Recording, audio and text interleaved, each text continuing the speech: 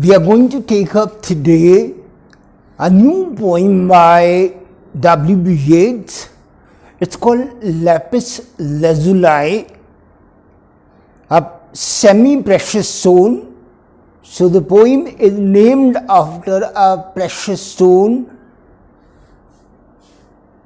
This 56-line poem is dedicated to Harry Clifton, a minor poet in Yeats' time, who gave it a gift to William Butler Yeats on his 70th birthday.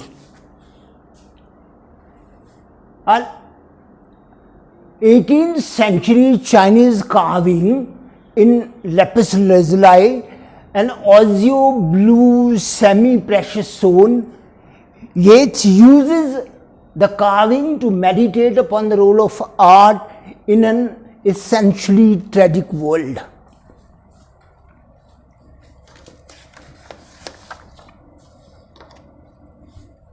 We are going to now discuss stanza number 1. This is the background to the stanza number 1.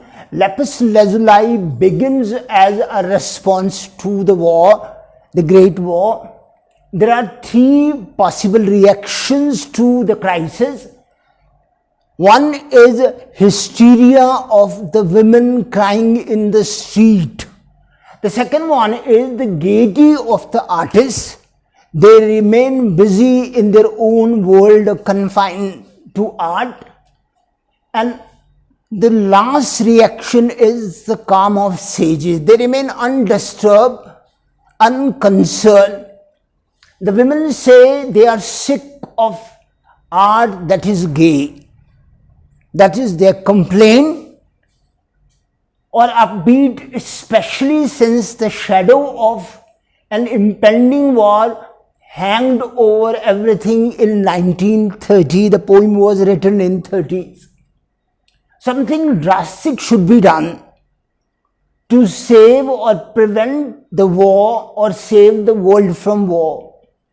The implication is that artists are frivolous and irresponsible, playing around in the face of imminent disaster instead of doing something to save the world. Aeroplane and zipline, these are the names of the planes used during the Second World War, will come out pitch like King Billy bomb balls in until the town lies flat. The poem uses a number of devices and connotation. The first stanza combines colloquial phrases, sick of, beaten flat, with explosive words and repeated consonants. King Billy bomb ball, repetition of b is there to suggest the hysterical, explosive tone of the women, and King Billy may have association with either English-Irish conflict, but it also brings to the mind Kaiser William II, German Emperor during the World War II.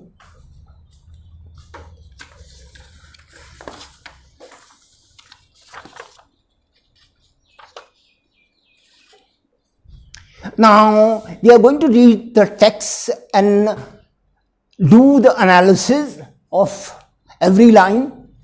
I have heard that hysterical women say they are sick of the pallet and the fiddle bow.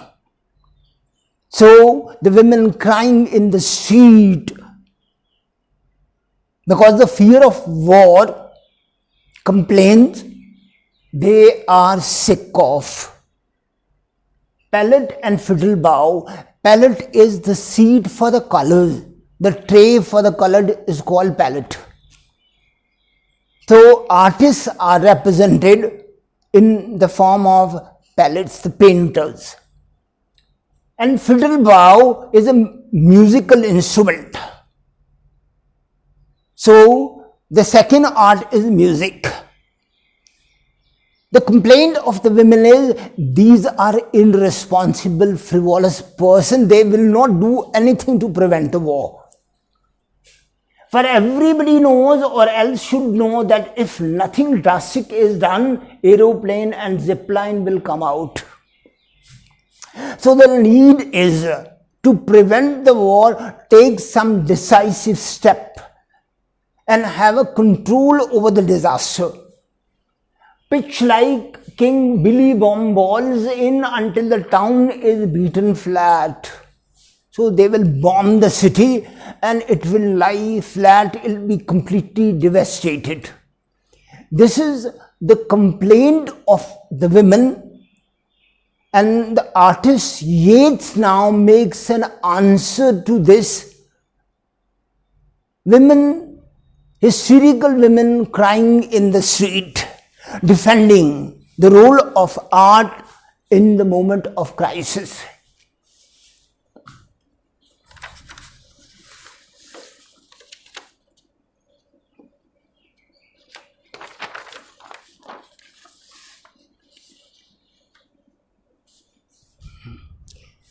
The text of the second stanza all perform their tragic play. Life is essentially tragic. There struts Hamlet, there is Lear. The poet is going to compare the world to a stage and all the men and women as characters. This analogy has been borrowed from Shakespeare, and Shakespeare represents the highest achievement of Western art and literature. That is Ophelia, that is Cordelia. So these are some of the famous characters of Shakespearean plays. Lear is there, Hamlet is there, Ophelia or Cordelia, yet they should the last scene be there, the great stage curtain about to drop. If worthy of their prominent part in the play, do not break up their line to weep. They will continue to play their part even if the last moment has come and the whole world is going to be dropped. They will never break the lines. They will never come out to weep over the world, over the crisis in the world. Do not break up their line to weep. They know that Hamlet and Lear are gay, gaiety transfiguring all the dread. The purpose of art is to transform the tragedy of life into gaiety. So art, poet believes, has an important role in the world. It's going to transfigure or transform the crisis, the tragedy of life into gaiety. All men have aimed at, found and lost, blackout, heaven blazing into the head, tragedy wrought it to utmost. So this is the scene taken from the war. The tragic event is about to happen. Though Hamlet rumbles and Lear rages and all the drop scenes drop at once. So on this stage of world, the curtain is about to fall because the forces have come to destroy it. Armies have come to decimate it. Upon 100,000 stages, it cannot grow by inch or ounce. This stage will remain the same. The time has come for the disaster, for the war.